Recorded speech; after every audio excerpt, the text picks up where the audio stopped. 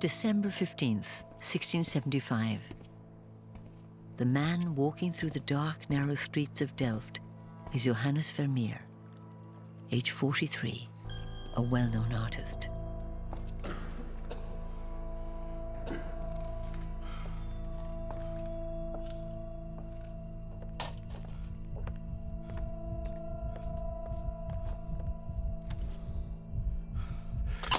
His sudden, unexplained death consigns him to the depths of oblivion.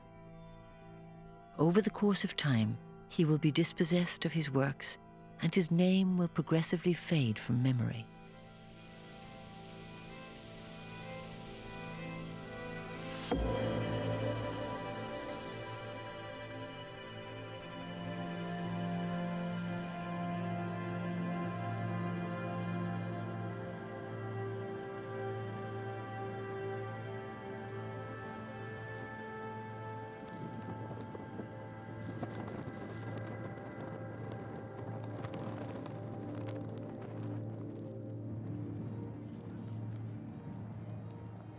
In America, works by Vermeer may be seen in New York, Washington, and Boston, and his paintings feature in 11 European cities. Around the world, there's a constant demand for exhibitions. It's unusual for as many as 10 Vermeers to be assembled, yet the presence of a single one attracts tens of thousands of visitors, impatient to share a moment of genius. An odd journey, the passage of the painter from Delft, from fame to obscurity and back, centuries later, into the spotlight.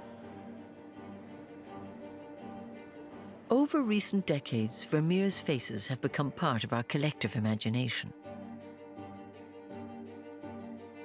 Girl with a pearl earring, the milkmaid, have become characters in everyday life, appearing on walls in Bristol in England, on the steps of a stairway in Rio, on an Amsterdam facade, chalked on a Paris pavement, and in the byways of the internet. The iconic images of the master are the stuff of inspiration. For some, an interest in the works turns to obsession, like Salvador Dali, who installed a reproduction of The Lace Maker in the Paris Zoo, bringing together his twin passions of the moment, the work of Vermeer and the rhinoceros.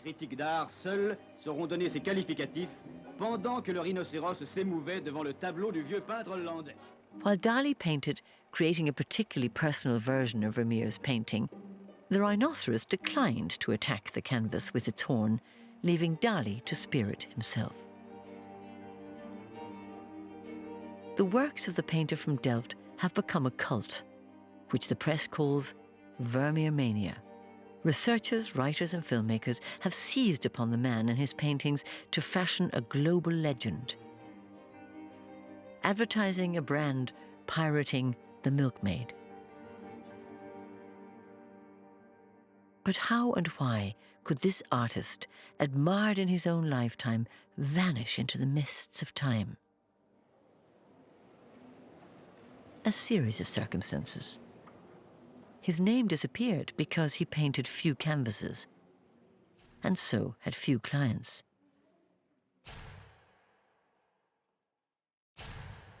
His style was not in fashion in the century after his death, and then he wasn't listed in the catalogue of Dutch painters most used by art historians as their standard reference. He was also the victim of unscrupulous dealers who overpainted his signature by other more prominent artists. Peter de Hooch, Gabriel Metsu, or even Rembrandt.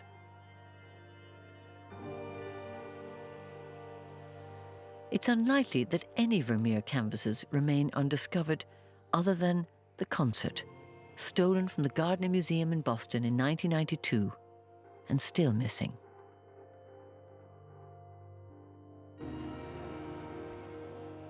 Johannes Vermeer remains an indistinct figure who, apart from his works, left little trace, and large parts of his life are shrouded in obscurity. Even today, unanswered questions abound. Why did he paint so few pictures? When, at the time in Holland, most painters were prolific, like Rembrandt, who painted several hundred works, only 37 Vermeer canvases survive. The output of a lifetime might therefore fill just one solitary museum wall.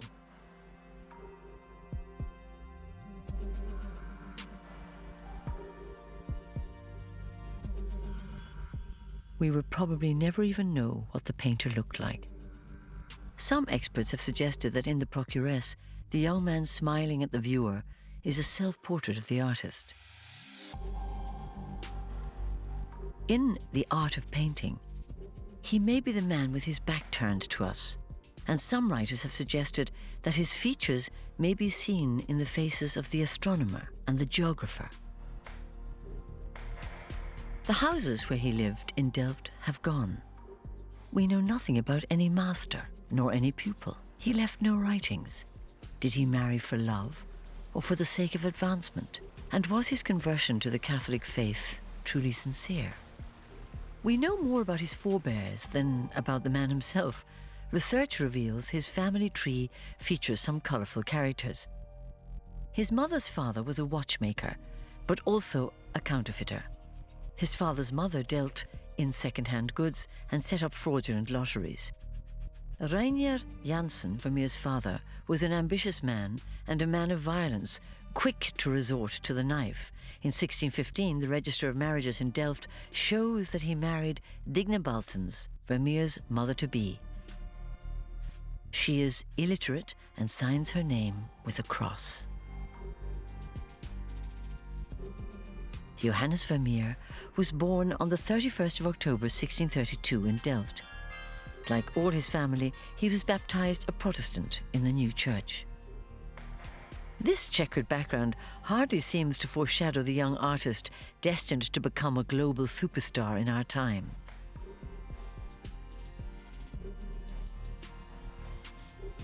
So why do people feel so passionate about his work?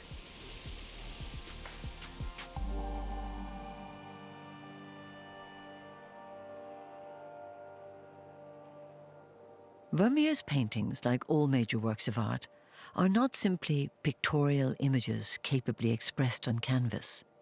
They are also icons of our civilization, the mythic objects which tell our stories, enshrine our values, and represent the symbols of our society.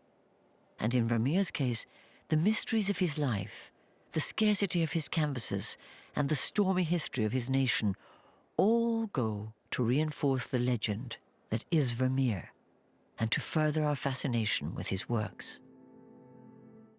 The passion for Vermeer comes about because of the intense engagement between the viewer and his paintings. He speaks softly. He expresses an admiration for women, which resonates with the values of our time. The feminine world of Vermeer expresses a restrained sensuality, all the more troubling because it is constrained. The painter from Delft sets up obstacles between the seeker and the object of desire. He arouses desire and he creates frustration. This counterpoint of impulse and restraint reflects a society and a culture in which the rigors of Calvinism are offset by the exuberance of a new freewheeling economy.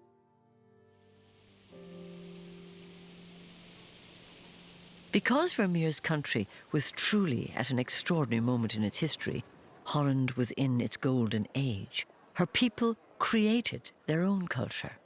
Vermeer was a citizen of Delft, and that city nurtured his sensibility. But if his roots are to be found in the city, his canvases look out to a wider world. Whereas most painters of his time were content to reproduce reality, Vermeer's work oddly gives one a sense of a solitary life, lived in a parallel world separate and apart from his surroundings.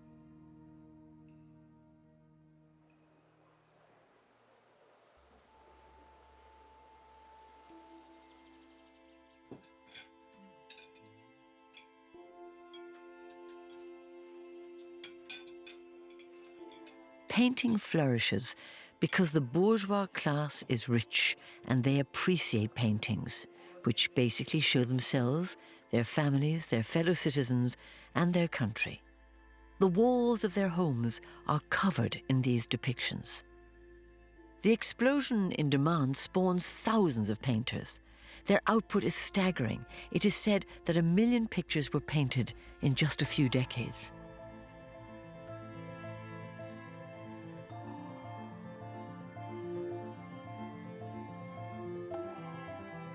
So, this tiny nation of less than 2 million people becomes a fertile nursery for artists.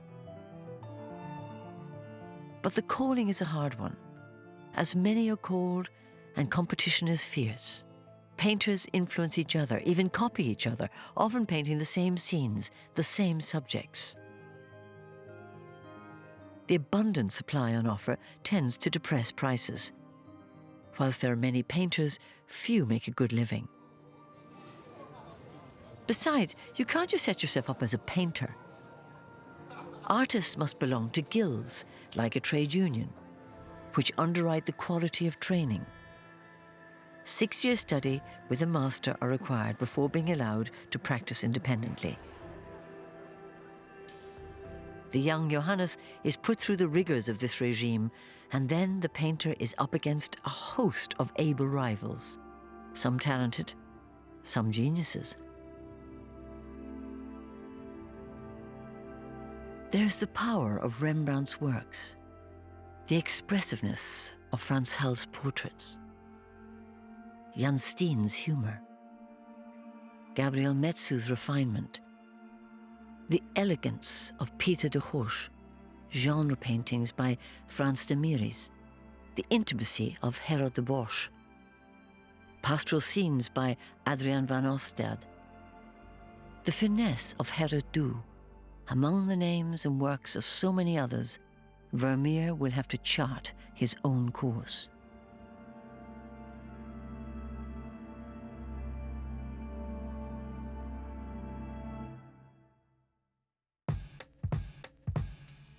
At the time Vermeer begins to paint, the art market is divided into 3.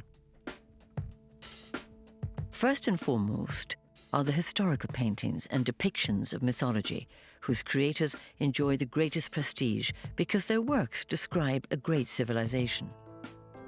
Then come the portraits of notables, still life paintings and landscapes. And lastly, the genre paintings, which depict scenes of daily life. These many paintings add up to a wealth of observation. Subjective, moving, sometimes shot through with humor by poetry or even mystery.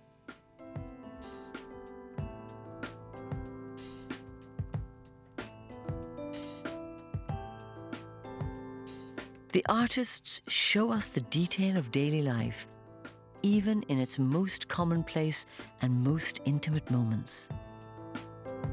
The upper classes are very fond of pictures which promote the virtues of hearth and home. They pay great attention to the cleanliness of their homes. The Dutch believe their home to be a sanctuary, to be absolutely protected from the dirt outside.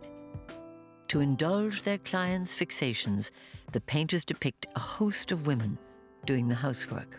The broom even becomes a national symbol. Legend has it that the admiral of the Dutch fleet nailed a broom to his ship's mast before sweeping away the English. The world of childhood is equally appealing to art lovers. Artists paint scenes of children's upbringing, of the battle against head lice, and struggles with illness. Painters find a wealth of material in the medical world. Their works return to the same scenes, the pallor and weakness of a listless patient, the same medical procedures. Dutch towns are cleaner than towns elsewhere, and Delft has the reputation of being the cleanest of all. Calvinist preachers exhort their flock to keep their souls as clean as their houses. But the painters show the people of the United Provinces torn between orderliness and disorder, between virtue and wantonness. The Dutch are pleasure seekers. Genre painting, disguised as moral education, serves up pleasure in excess. Judging by the sheer abundance of paintings, the inhabitants of the Netherlands spend their lives binge-eating and drinking. Drunken stupor is a favorite theme.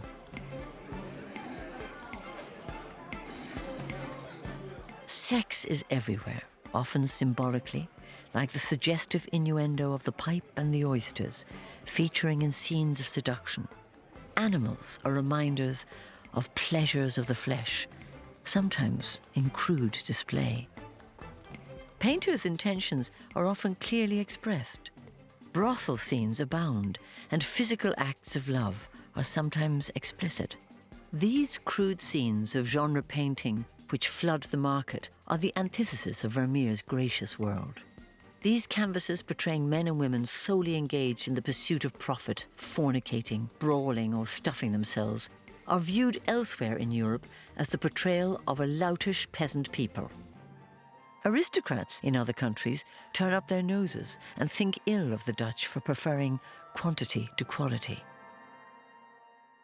This behavior provokes angry condemnation by Dutch Calvinists, whose doctrinal beliefs encourage a literal reading of the Bible, to no effect. But Dutch men and women do learn to read and write more so than people abroad. The wealth of books and journals promotes new ideas, and writing letters furthers the pursuit of love.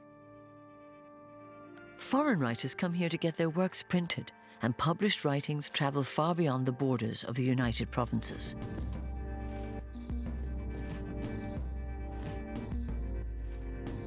The Jewish philosopher Spinoza was born in Amsterdam in the same year as Vermeer. He frees up philosophy from the yoke of religious dogma. Spinoza asserts the difference between knowledge and belief. The Jewish religious community denounce him as a heretic. While Spinoza looks at life through fresh eyes, he makes his living grinding lenses, a result of advances in the science of optics.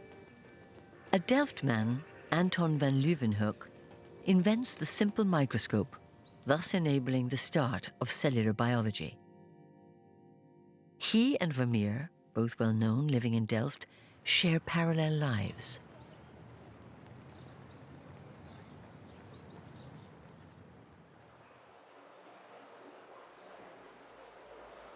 Vermeer is a child of the Golden Age, in which Holland, a rich country, a world apart, has no worries for the future.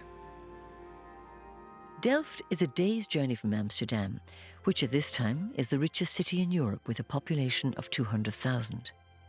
The expansion of the city is managed by a succession of development plans, involving the digging of canals alongside the narrow facades of the beautiful houses of the middle classes.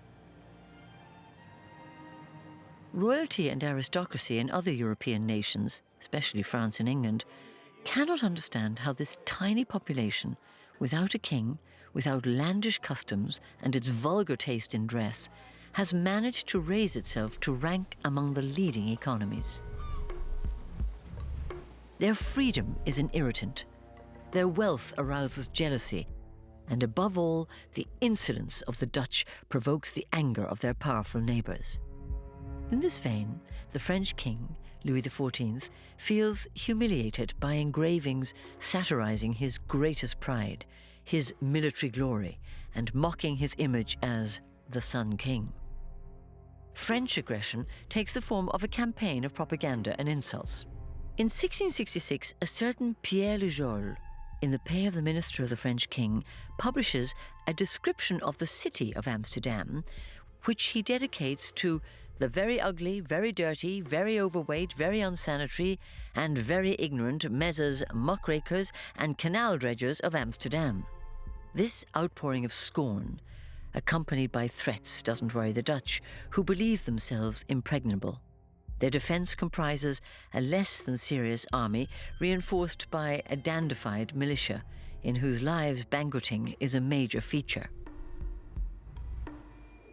It's in Delft, at the heart of this effervescent, expansive society, oblivious to the dark clouds of war rolling in, that the young Vermeer, buoyed up by the spirit of optimism, comes up with his own particular harmony.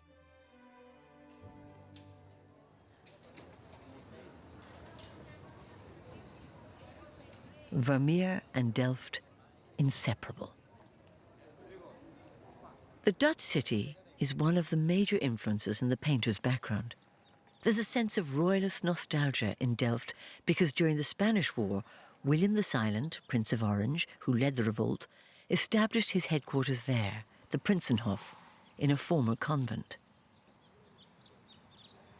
12 years later, it's here that he is assassinated by a French Catholic, the King of Spain, having promised a reward of 25,000 écus to anybody who would rid him of his enemy. An immense marble mausoleum is erected in the new church at Delft to house his remains.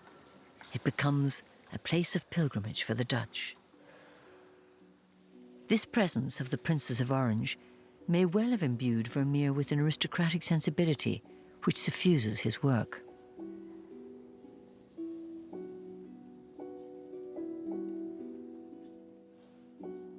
The city is surrounded by ramparts and crisscrossed by canals. In Vermeer's time, it comprised some 25 or 30,000 people. Delft is an economic and cultural hub and an exceptionally active city. It's a feast for the eyes of landscape painters.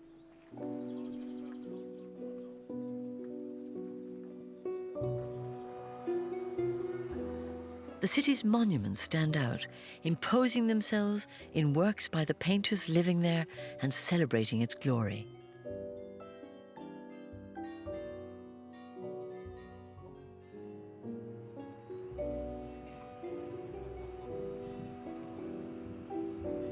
Today, pedestrians strolling in the quiet of the narrow streets have no inkling of the bustle of the times.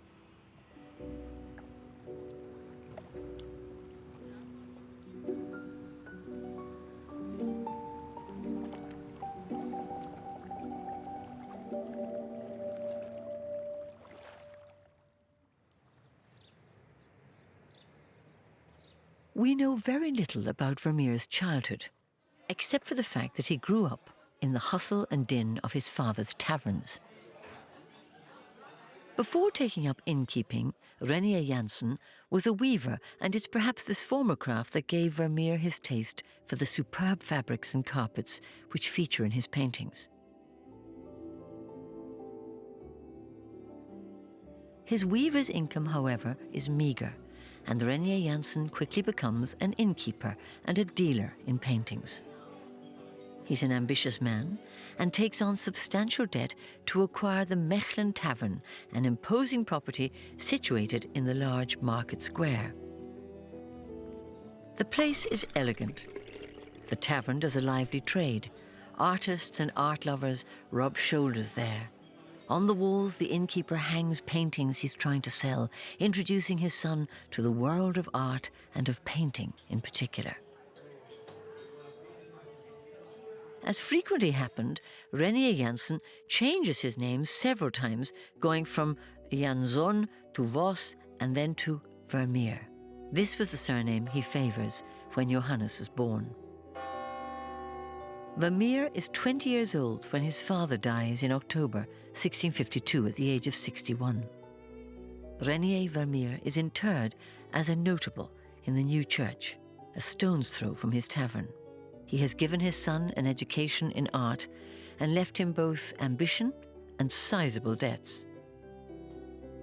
At the time of his father's death, Vermeer is still too young to be recognized as a painter by the Guild. He needed to spend a 6-year apprenticeship to one or more masters. Art historians have come up with 5 possible names.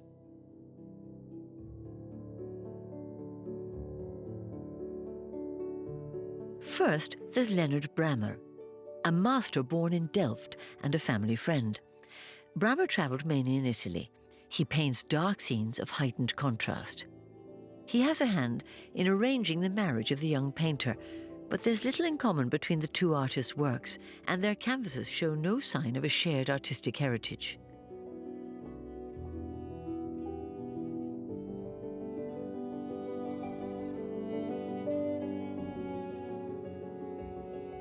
Evert van Heest has also been suggested. A regular customer in the family tavern, this artist is very well known for his still life paintings, but here again, van Heest's work has nothing in common with that of Vermeer. There's been research into Gerard ter Borch. He did visit Delft. He was in touch with Vermeer 2 days after the latter's marriage. There is a powerful resonance between ter Borch's work and Vermeer's later paintings, but there's no evidence of any earlier connection, and ter Borch lived a long way away from Delft.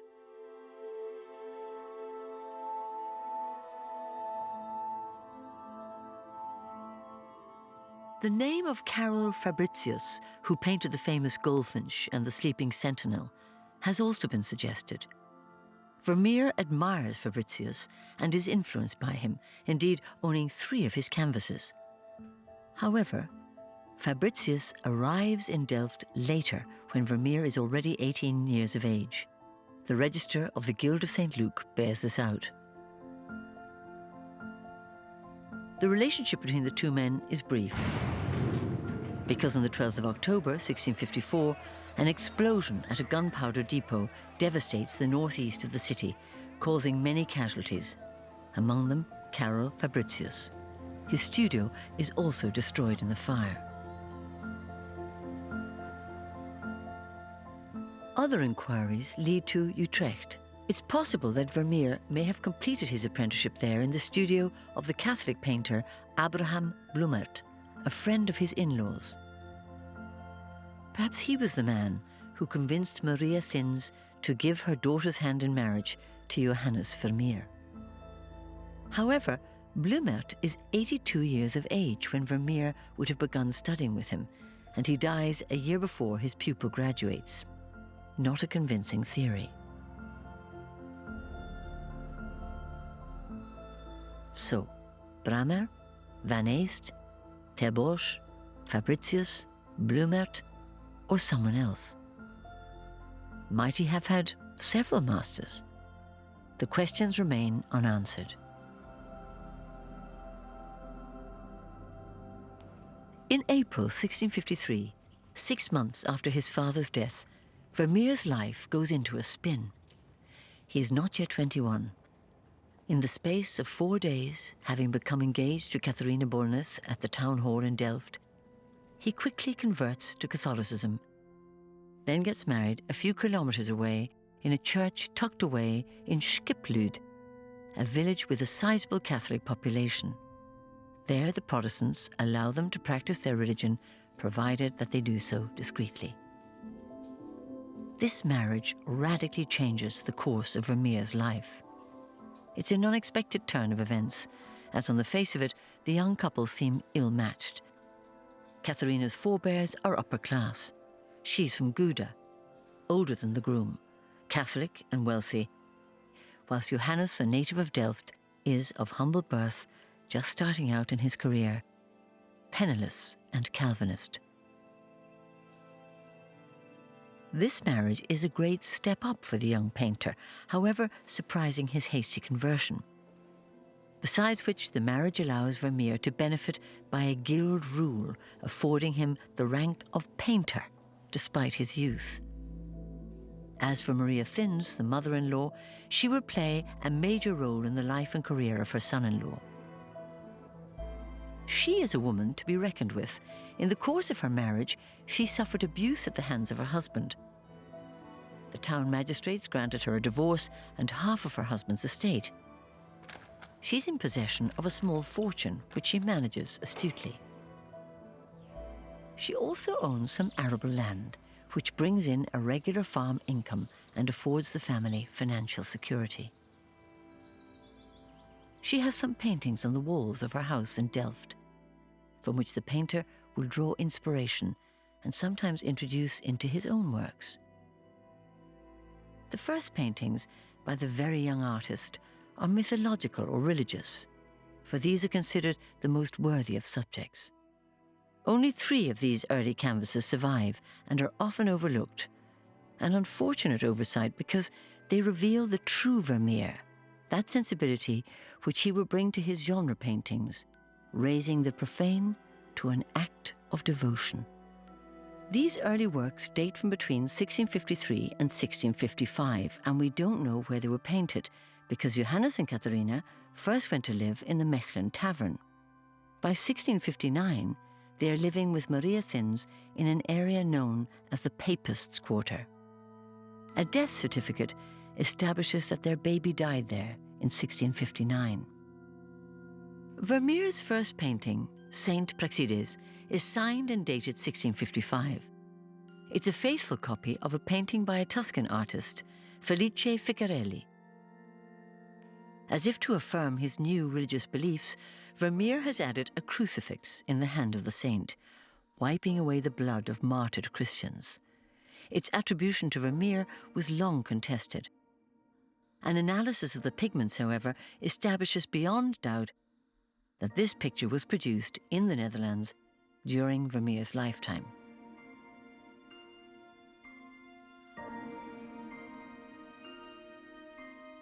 With Christ in the house of Martha and Mary, Vermeer continues to draw inspiration from religious subject matter.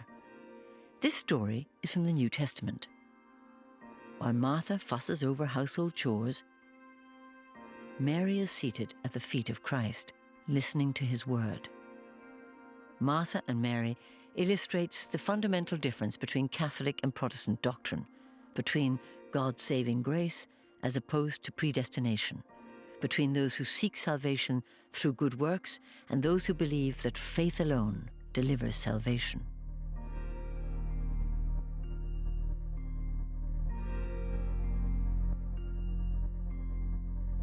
In Diana and her companions, the young Vermeer taps a mythological source.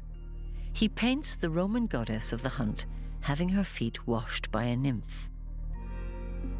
A recent restoration of the painting has revealed significant alterations.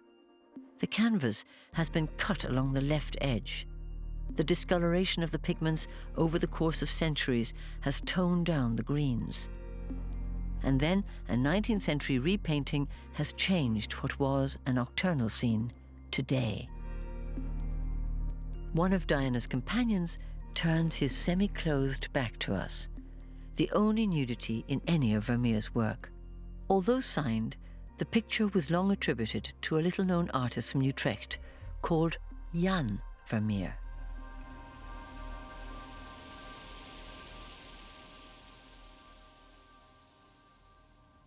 Vermeer's life is contained within a tiny area of a few hundred square yards in the heart of Delft, between the tavern where he was born, the pub where he grew up, the Guild of St. Luke, and the home where he lived.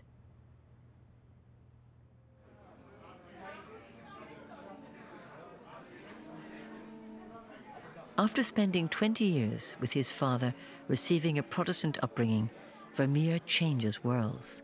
Henceforth, he's a Catholic and settles into the circle of women among whom he spends the following 20 years.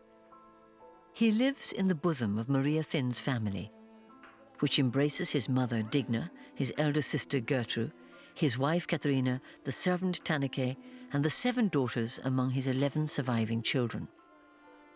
Both his life and work are going to be imbued with their presence.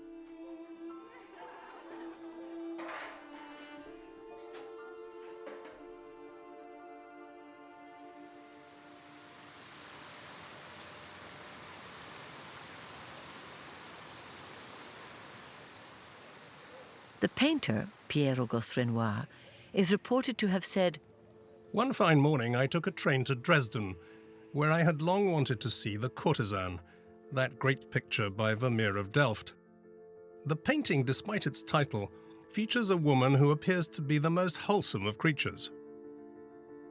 Indeed, Vermeer soon moves on from worthy historical subjects and paints a brothel scene, a subject then much in fashion.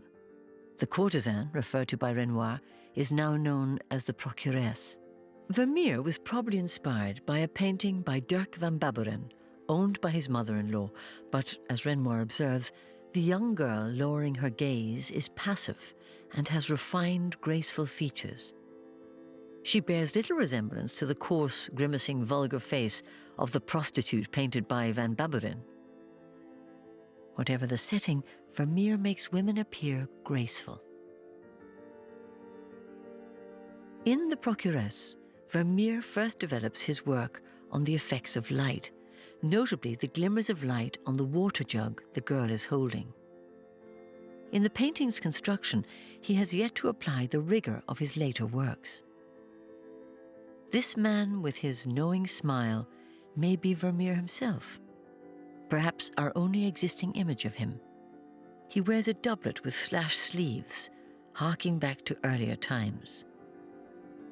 Oddly, the painting draws upon religious inspiration. Vermeer is looking to the parable told by Jesus about the prodigal son returning home after a life of debauchery.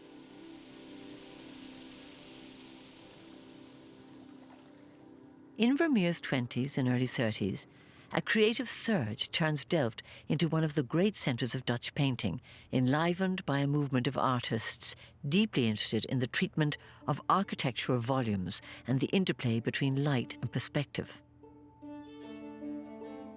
Some of them paint elegant worlds, whilst others devote themselves to more traditional portraiture or still life.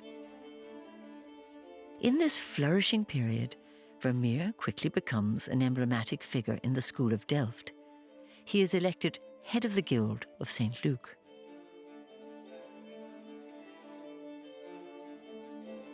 At the start of his professional life, his settled home allows him to immerse himself completely in his painting. But this comfortable situation won't last, because Katharina will bear him 15 children. 11 survive. The years of Vermeer's family life will be marked by pregnancies and births. The financial burden of such a large family will grow. And despite some dealing in painting supplementing his income, Vermeer's means are modest. The lodging and financial support afforded by his mother-in-law increasingly becomes essential. After years of the hubbub of tavern life, from now on, Vermeer will have to brave a household filled with the sounds of children, crying and shouting. The painter inhabits two worlds, which are both parallel and opposite. Living at the heart of a family, surrounded by noise and activity, he reveals to us another world that is calm and silent.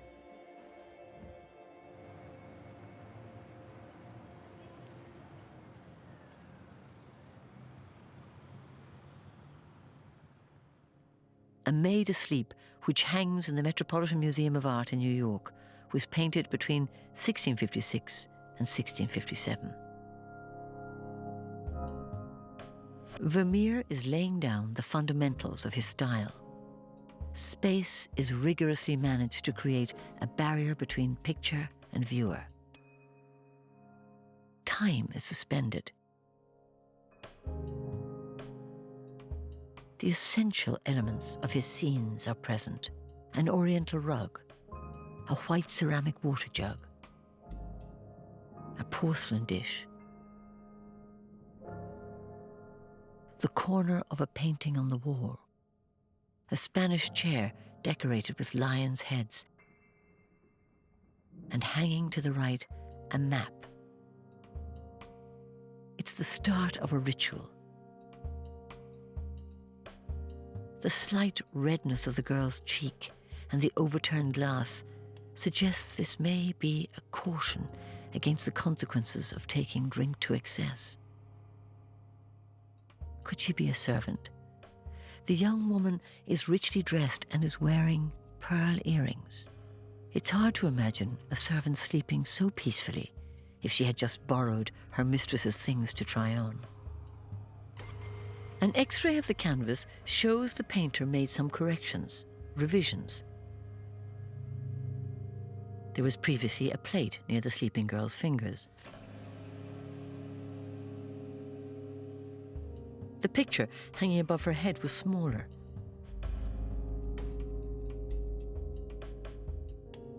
Vermeer had painted the figure of a man in the other room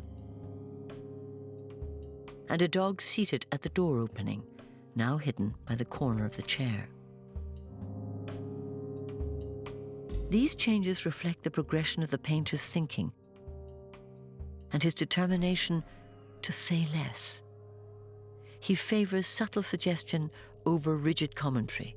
Vermeer creates spaces to make way for our imagination, and as we work out our own interpretation, we make the work our own. To whom is this woman writing? Is it a passionate note to a far-off lover? The crumpled letter tossed aside, was it from him? It must have provoked the reader's anger. She's irritated, but perhaps hers is only a first draft or a less than adequate response as she looks for perfection and can't find the words. The servant appears unconcerned by her mistress's troubles, lost in her own thoughts, a small smile on her lips. She looks pensively towards the window, ornamented with a crest which emphasizes the rank of the household. Why has the artist hung a painting of Moses saved from the waters on the wall? Is this about the fear of a country forever threatened by floods? Or, on the contrary, is it asserting the pride of a nation that's conquered the waves? The painter draws no finite conclusion, but leaves it to our imagination.